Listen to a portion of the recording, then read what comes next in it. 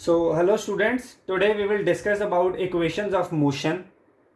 This is for class 9th and equations of motion represents relationship between objects acceleration, velocity and distance covered.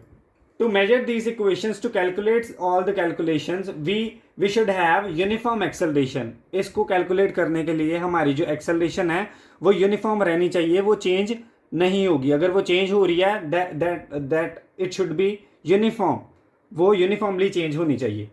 So what are these three equations? The equations are velocity time relation, position time relation and position velocity relation. यहाँ पे आप देख सकते हो.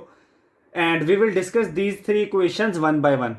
So let us solve the first equation of motion by graphical method. Graphically हम इन सभी को solve करेंगे. So students, the first equation of motion is that is called velocity time relation. So velocity time relation जो है उसको हम इस तरह से लिखते हैं v is equals to u plus at. सबसे पहले you need to understand this equation. Here v stands for the final velocity. यहाँ पे u represent कर रहा है is your initial velocity, a is your uniform acceleration and t is your time. So you need to remember these things कि यहाँ पे जो v है, u, a और t ये symbols क्या क्या represent कर रहे हैं जो यहाँ पे लिख भी दिए हैं.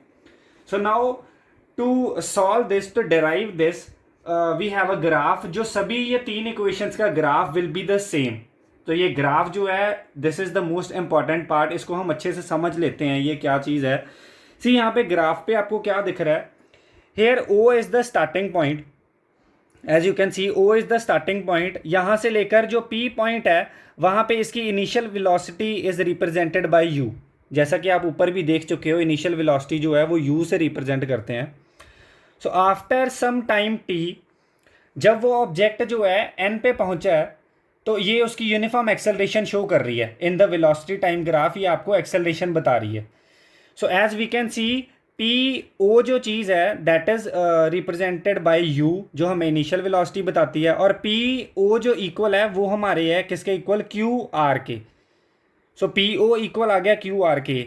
सो ये एक रेक्टेंगल बना रहा है. अगर आप देखोगे जो पी ओ है वो अगर क्यू आर के इक्वल है, सो पी ओ की वैल्यू यहाँ पे आ रही है यू. सो फिर क्यू आर की भी वैल्यू क्या होगी यहाँ पे, वो भी एक यू ही बताएगा क्योंकि ये दोनों रेक्टेंगल की जो दोनों ऑपोजिट साइड्स हैं. उसके बाद अगर हम देखते हैं ओ आर को, सो ओ आर जो है हमें टाइम टी बताता है, उसे हम डिनोट कर रहे हैं स्मॉल टी से. सो ओ आर इक्वल है पी क्यू के और पी क्यू इसके सामने इक्वल है एम एन के. सो ये भी रेक्टेंगल की जो दो साइड्स हैं अगर आप देखोगे ओ आर पी क्यू के इक्वल है. अगर ओ आर की वैल्यू is T then P Q की वैल्यू भी क्या होगी, टी ही होगी. सो यहाँ पे जो ओ एम है that is representing us the final velocity जिसको हम वी से डिनोट करते हैं. सो यहाँ पे अगर एम ओ एम है वो इक्वल आ जाता है R N K. O M is equals to R N which is equals to V. So उसके बाद अगर हमें इस वाली टर्म से एन आर से if we have to find N Q, so हम कैसे फाइंड करेंगे, we will subtract the overall velocity from this particular Q R. और सभी को पता है कि क्यू आर हमें क्या बताता था, वो हमें बताता है u. So to find N Q हम क्या करेंगे, v माइनस यू कर देंगे. सो हमने बड़ी टर्म में से ये वाली टर्म को माइनस कर दिया तो हमारे पास क्या आ गया, v माइनस यू, जिसको हम चेंज इन वेलोसिटी भी कंसिडर कर सकते हैं. So now let us get back to the derivation part. We know that the formula for acceleration is a. We will represent acceleration by a. उसका formula we have change in velocity upon time. So here change in velocity कैसे find करते हैं किसी चीज़ में, हम क्या करते हैं final velocity minus initial velocity कर देते हैं, वो हमें किसी चीज़ का चेंज बताता है. लेट सपोज पहले मैं यहाँ पे हूँ पॉइंट ए पे, उसके बाद मैं यहाँ पे पॉइंट बी पे आ गया हूँ. अगर मेरे को इन दोनों का जो चेंज निकालना है कितना चेंज किया मैंने, so I will minus this term by this term. मैं बी पॉइंट में से ए पॉइंट को माइनस कर दूंगा. सो चेंज इन वेलोसिटी कैसे फाइंड करेंगे, we have the velocity V जो कि हमारी final velocity that is our final velocity, उसमें से हम क्या माइनस कर देंगे, इनिशियल वेलोसिटी. सो हमें उसका चेंज पता चल जाएगा. सो यहाँ पे भी हमने सेम किया है, final velocity minus initial velocity upon time, as the formula says this.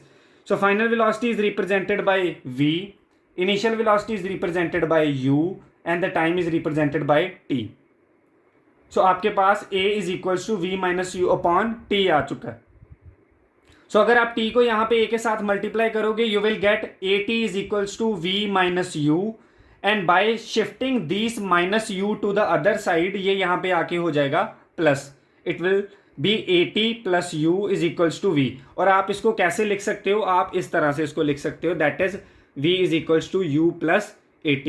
So this is your final equation. In the next video, we will be discussing the second equation of motion, and the graph will remain the same.